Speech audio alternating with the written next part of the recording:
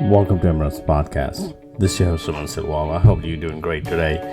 If you're still looking for a marathon event to run, come run Seven Bridges Marathon at Chattanooga. Emirates discount. Emirates 10 has 15% discount. Hope to see you there. Fall running season is up ahead for me. I hope you have your fall lined up. Today, I want to talk about Boston Marathon. It's qualifying time. I kind of gave myself a few days to kind of see what happens to a lot of friends who qualified and see how many have got in. Congratulations to all of you who got in. It's a great achievement. If you're a first time or nth timer, it's always a great achievement. I have not qualified for Boston for a very long time. I try my best to get there, but try is not good enough. I really need to work hard. So definitely Boston getting into Boston is a really good achievement. The next year, 2024, 120th Boston will be presented by the main sponsors, Bank of America. The same Bank of America sponsors Chicago Marathon. So it's a different sponsor for sure. There were 22,019 qualifiers who ran 5 minutes and 29 seconds or faster who got in. Last couple of years, everybody who were qualified got in. So this year, the qualifying time were really tight. I know a friend of mine who got in, her qualifying time was very, very, very tight, like a few 15 seconds, 19 seconds. That's, but now we say it's like a Boston is back. I remember right before pandemic, it was going up. When I qualified, it was like for me, and I had like 4 minutes something cushion, almost 5 minutes both time. I had I think it's like a 1 minute and 2 minutes. So I was under. So anyway, I was able to get in. But those of you who qualify in 3 minutes, thinking that you may get in, couldn't get in. It's really heartbreaking.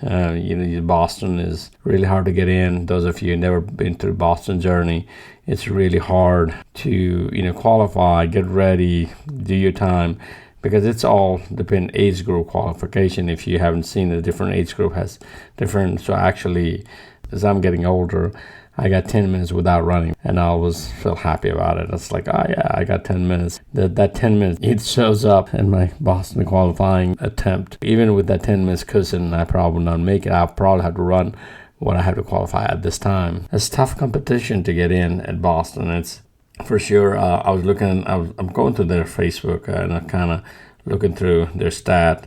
They said that 33,194 applications received. Like I said earlier, 22,019 applications accepted. So that's where they qualified, met the qualification. There were 120 countries applied or accepted in this case. I guess all 50 states and age group they were talking about is 18 to 82. I guess that 18 is the lower limit, but 82 is the oldest person. And there was 1,222 Massachusetts resident who got in. So definitely, it's a tough challenge. They don't talk about how many charity they had. Definitely, they have a lot of charity runners. And I remember talking to if you go back to Emirates Podcast, you will get to listen to the race director, and he did talk about charity, and they do make a lot of money. So I think they said more than 2,500 charity runner last year. So I don't know how many this time, and with a new sponsor, maybe they have their own rules. And they raised about more than $40 million. So for different charities. So that's good. But again, Boston is for most of us is a qualifying race. Last time when I ran Boston to Big Sur, I was already qualified, and then I ran for Culture City as well and raised money and did that for Culture City since I was going to Boston anyway. And anytime I go to Boston, probably I'll do the same. But I wanted to be qualified runner. That's my thing. Some people will never qualify, and it's part of Abbott World Major. I mean, I have all 6 star, but for some people who cannot qualify. Getting through charity is always great. And in London Marathon, if you think about London Marathon, almost everybody's a charity runner. It's just reverse order probably. There are 30 plus thousand charity runner and then probably 2,500. It's like the opposite of what Boston is. Just if you look at this perspective, how hard it is to get to London. And Boston is still, it's a qualifying, I know it's qualifying is harder. It's faster time now we got to do, but never lose your hope. You never know, like last 2 years, not this year, the previous 2 years with the COVID and, most of the, global, shut down for, people coming from overseas and so on.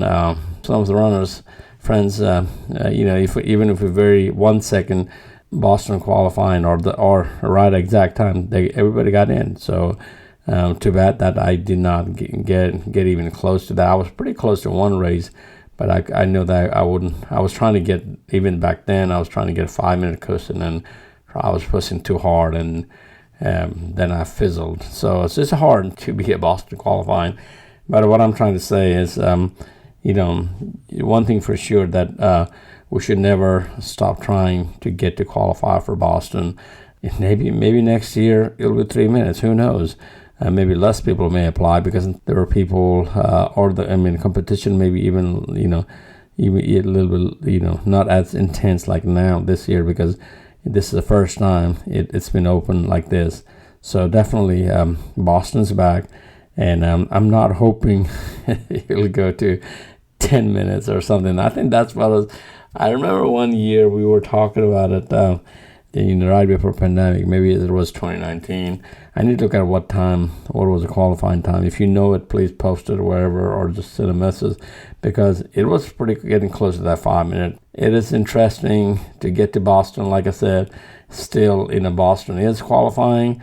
The qualifying is less harder than New York. New York is the qualifying, but the rest of the majors right now, either you go through lottery or charity, so you have no other option. So those of you don't want to spend time, going through charity and doing its things, you have to qualify. And if you ever qualify, my recommendation is, find a charity to help raise money for them, since you're already there. But definitely, it's a journey of its own. I know it's heartbreaking for my friends who are maybe listening at this moment, thinking, hey, I could not get in. I worked too hard. I was 3 minutes, I had a 3 minutes cushion and I couldn't get in. So just don't get disappointed. One of the race directors I work with, David Toss, every time I complain about something about time and stuff, he has Southeastern Trail Run Series. He's a trail guy, and he's like, hey, David, It's like, his answer is like always, Suman, run faster next time. Qualifying for Boston is always fast enough. It's hard enough. I will say to you that yes, run faster. But I'm not trying to say whatever you have done work, not hard enough. I think just to qualify for Boston this year showed that at least you need 5 minute cushion, if not 10. That's what I'm thinking. Till I get to that level, probably I will not compete, or I will not try to run for Boston. Right this moment, I was thinking maybe I can have a 5 minute cushion, but I think next year maybe it may be even intense. Who knows? But again, if you have qualifying time, do not be shy to put your name. Have a 3 minute cushion next year, let's suppose. Don't feel shy to say, okay, I may not get in. So don't ever do that. So always, if you qualify, you put your name in qualifying. You have done your work. You have done whatever you're supposed to do. What you need to do now, it's like in next year we're talking about it. Just put your name. So from here to next qualifying time, just train harder, work harder, get a more time, better time. I know it's not that easier to get there, and easier said than done. That's what people say. I truly agree with you. Like I said, my Boston attempt has not. I haven't done it in a while, so I am looking forward to put myself through the fire.